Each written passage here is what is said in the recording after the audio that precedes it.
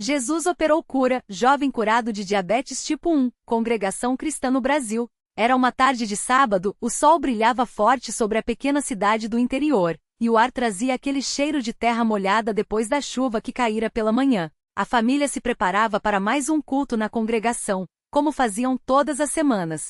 Entre eles estava o jovem Mateus, um rapaz de 19 anos, cheio de sonhos e fé, mas que há quase 3 anos carregava um fardo pesado. A diabetes tipo 1 não era uma doença comum, daquelas que se controlam com remédios simples ou mudando a alimentação. Era uma luta diária, uma batalha silenciosa que só quem passava por ela entendia a dor. Tudo começou quando Mateus ainda estava no ensino médio. Ele começou a perder peso rapidamente, sentia uma sede que nunca passava, mesmo bebendo litros de água, e a fraqueza tomava conta do seu corpo.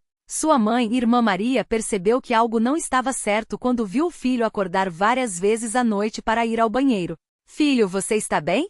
Por que está tão magro?" ela perguntava, preocupada. Mateus, sempre sorridente, respondia: "É só cansaço, mãe. São as provas da escola." Mas no fundo, ele sabia que não era só isso. Até que um dia, depois de desmaiar na sala de aula, foi levado às pressas para o hospital. Os médicos não demoraram a dar o diagnóstico: diabetes tipo 1, uma doença autoimune em que o próprio corpo destrói as células do pâncreas que produzem insulina. Sem insulina, o açúcar no sangue fica descontrolado, e a pessoa pode entrar em coma ou até morrer. "Ele vai precisar de injeções de insulina pelo resto da vida", disse o médico com um tom sério. A notícia foi como um balde de água fria na família. Sua mãe chorou, seu pai, irmão João, ficou em silêncio, com os olhos cheios d'água, e Mateus sentiu como se o chão tivesse se aberto debaixo dos seus pés. Os primeiros meses foram os mais difíceis. Aprender a aplicar injeções, contar carboidratos, medir a glicose no sangue várias vezes ao dia,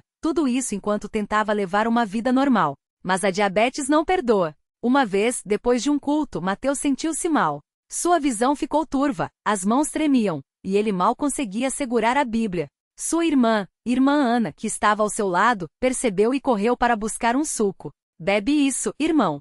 Sua glicose deve estar baixa", ela disse, com a voz trêmula de preocupação. Ele bebeu, e pouco a pouco voltou a si. Mas aquele momento ficou marcado em sua memória, a sensação de que a qualquer instante tudo poderia desandar. As noites eram as piores. Mateus acordava suando frio, com o coração acelerado, o medidor de glicose apitando sem parar. Às vezes a glicose estava tão alta que ele sentia náuseas, e outras vezes tão baixa que mal conseguia se levantar. Sua mãe, que dormia no quarto ao lado, ouvia os barulhos e corria para ajudá-lo. "Meu filho, será que Deus não vai nos ouvir?" Ela chorava, enquanto aplicava mais uma dose de insulina. Mateus, mesmo com dor, tentava consolá-la. "Mãe, Deus sabe de tudo. Ele não nos abandonou." Mas no fundo, ele também se perguntava: "Por que isso está acontecendo comigo? Será que eu fiz algo errado?" Os irmãos da congregação oravam por ele. Toda vez que subiam ao altar, alguém pedia a Deus pela saúde de Mateus. O irmão José, um homem de muita fé, certa vez colocou as mãos sobre sua cabeça e orou com lágrimas: "Senhor Jesus, o Senhor sabe da dor desse jovem. Ele é fiel, vem aos cultos, serve ao Senhor. Se for da tua vontade, cura o Senhor. Mas se não for, dá-lhe forças para suportar." Mateus sentia aquelas orações como um bálsamo, mas a cura não vinha. Os anos passaram, e a diabetes continuava lá como uma sombra que não o deixava em paz. Até que em um domingo à tarde, depois de um culto muito abençoado, algo diferente aconteceu. O irmão Pedro, um servo de Deus conhecido por sua vida de oração, sentiu um peso no coração por Mateus. Ele o chamou num canto da sala e perguntou: "Irmão, como está a sua saúde?" Mateus suspirou e respondeu: "Estou firme na fé, irmão, mas a doença não passa. Às vezes, sinto que não aguento mais."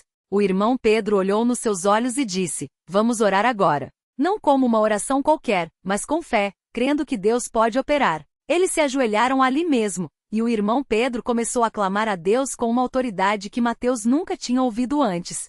"Senhor Jesus, tu que saraste os enfermos quando estavas na terra, tu que tens todo o poder nos céus e na terra, olha para este jovem. Ele é teu servo, ele te ama. Satanás tem ousado tocar no que é teu, mas hoje, em nome de Jesus, eu determino que esta doença saia do corpo dele. Que o pâncreas de Mateus seja restaurado, que a insulina volte a ser produzida como antes. Não é pela nossa justiça, Senhor, mas pela tua misericórdia. Em nome de Jesus, amém." A oração foi tão forte que Mateus sentiu algo como uma corrente elétrica percorrer seu corpo. Ele começou a tremer e lágrimas escorriam pelo seu rosto. Nos dias que seguiram, Mateus continuou com seus cuidados, mas algo tinha mudado. Ele sentia uma paz que não sentia há muito tempo. Uma semana depois, foi ao médico para um check-up de rotina. O médico, surpreso, olhou para os exames e disse: Mateus, seus níveis de glicose estão normais. Seu pâncreas está produzindo insulina novamente. Isso não é comum em casos de diabetes tipo 1. Mateus não conseguia acreditar. Ele pediu para refazer os exames, e o resultado foi o mesmo. O médico, sem entender, apenas balançou a cabeça. Isso é inexplicável. Quando Mateus chegou em casa com a notícia, sua família chorou de alegria. Sua mãe caiu de joelhos e agradeceu a Deus com lágrimas. Seu pai, que sempre foi um homem de poucas palavras, abraçou-o forte e disse: Filho, Deus ouviu nossas orações. Naquele mesmo dia, eles foram à congregação contar o que tinha acontecido. Os irmãos se regozijaram, e muitos choraram, lembrando de todas as vezes que haviam orado por aquele jovem. Mas Mateus sabia que não era só a cura física que Deus tinha operado. Durante aqueles anos de doença, ele aprendeu a depender de Deus de uma forma que nunca tinha imaginado. Aprendeu que mesmo quando a resposta demora, Deus está no controle. Aprendeu que a fé não é só crer que Deus pode, mas confiar nele mesmo quando não entendemos. Hoje Mateus não precisa mais de injeções. Seu corpo foi restaurado de uma maneira que a medicina não consegue explicar, mas ele não esquece daqueles anos de luta. Toda vez que ele sobe ao altar para louvar a Deus, ele lembra das noites de dor, das orações dos irmãos, das lágrimas de sua mãe. E ele sabe que se Deus permitiu que passasse por aquilo, foi para que no final, a glória fosse somente dele. A família de Mateus continua firme na congregação, servindo a Deus com ainda mais gratidão. Eles sabem que a cura não veio por merecimento, mas pela graça de um Deus que ouve o clamor do seu povo. E Mateus, agora com saúde restaurada, tem um testemunho vivo de que Jesus Cristo é o mesmo ontem, hoje e eternamente. Ele cura, ele libera, ele restaura. Que este relato sirva de encorajamento para todos aqueles que estão passando por provações. Deus não esqueceu de vocês.